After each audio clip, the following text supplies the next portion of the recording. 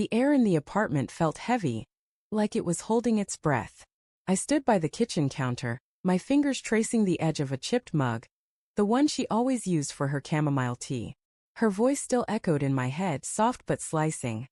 "I'm not ready to commit, Ben. Not yet. But please wait for me." The words had landed like a punch I didn't see coming, and now, hours later, I was still reeling, staring at the engagement ring I'd hidden in my sock drawer for months.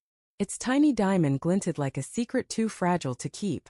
I wanted to scream, to demand answers, but instead I'd smiled. A tight, hollow smile that felt like betrayal to my own heart. "Okay, Lena," I'd said, my voice steady despite the storm inside. "I'll wait." Why did I say that? Why didn't I push back? Ask why she needed time when we'd been building a life together for 3 years. The question gnawed at me as I sank onto an enormous leather couch, the one we'd picked out together at that overpriced furniture store, laughing about how we'd be fancy now. The room was too quiet without her. No clatter of her keys on the counter, no hum of her singing off-key while she cooked. Just the faint tick of the wall clock and the buzz of my phone, which I hadn't dared to check since she left for a walk after dropping her bombshell. I pictured her out there, her scarf fluttering in the autumn wind, her dark hair catching the streetlights. Was she thinking of me? Or was she already slipping away, into a future I wasn't part of? I replayed the moment she'd said it, searching for clues. We'd been eating breakfast. Pancakes, her favorite.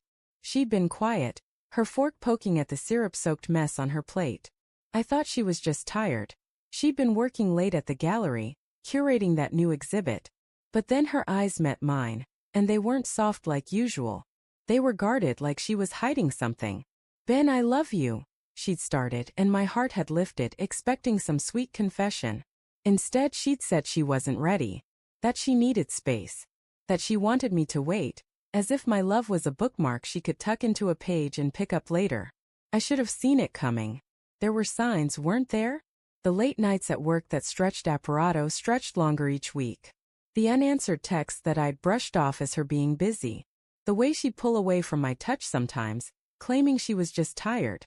I told myself it was stress, her demanding job, our long-distance fights about moving in together. But now those moments felt like puzzle pieces I'd refused to fit together. My phone buzzed again and my stomach twisted. It was her. A single word, "Sorry." I stared at the screen, my thumb hovering over the reply button. What could I say? Sorry for breaking my heart? Sorry for leaving me to drown in questions? I tossed the phone onto the couch, my hands shaking. I didn't trust myself to respond. Not yet. I wandered to the window, the city lights blurring into streaks of gold and red. I thought of the first time we met at a friend's art show. Lena had been standing by a painting, her head tilted, her lips pursed like she was solving a mystery. I'd asked her what she thought of it and she'd said, "It's trying too hard to be profound." I'd laughed and we'd talked for hours, the room fading around us. She was sharp, passionate, alive in a way that made everyone else feel dull. I fell hard fast and she seemed to fall too. But now doubt crept in like a thief. Had she ever really been mine? I thought of her friend Mark, the gallery owner with the easy smile and too many late-night meetings with her. I'd never worried about him before, but now his name felt like a splinter in my mind. Was she with him now? Was that why she needed time? I grabbed my coat and headed out, needing air, needing answers. The streets were slick with rain, the air sharp with the scent of wet leaves. I walked to the gallery, my heart pounding with every step. The lights were still on, the glass door revealing a warm glow inside. I saw her silhouette through the window arranging a sculpture. She looked focused, beautiful, untouchable. I pushed the door open, the bell jingling like a warning. She looked up, startled, her eyes wide. "Ben? What are you doing here?" My throat tightened.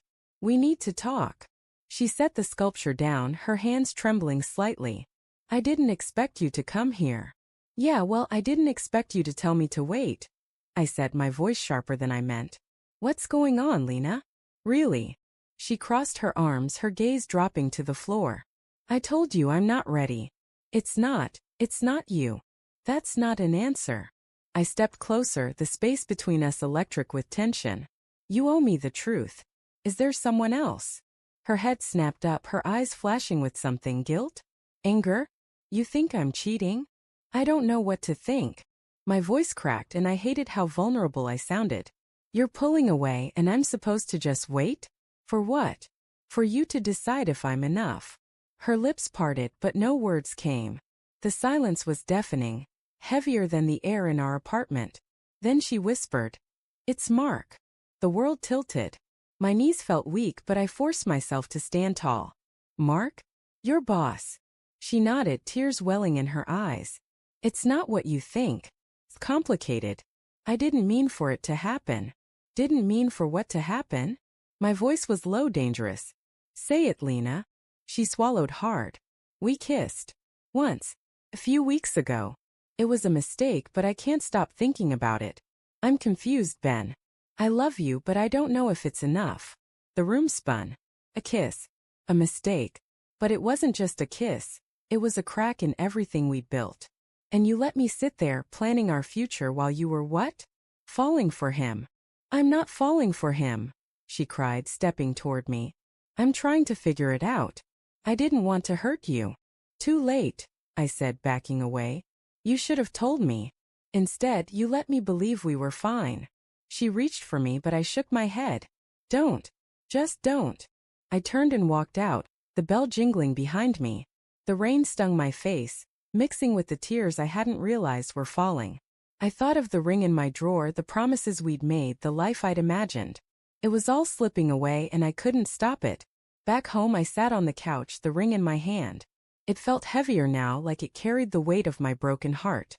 I thought of her words, her tears, her confusion. She wasn't a villain. She was human, flawed, lost. But that didn't make it hurt less. I wanted to hate her but I couldn't. Not yet. I typed a message. "I can't wait forever, Lena. Figure it out." I hit send, my heart pounding. Then I set the ring on the coffee table. Its sparkle dulled by the truth. I'd wait but not for long. I deserved more than a maybe. The clock ticked on, each second a reminder that some promises, no matter how much you love someone, can't be kept.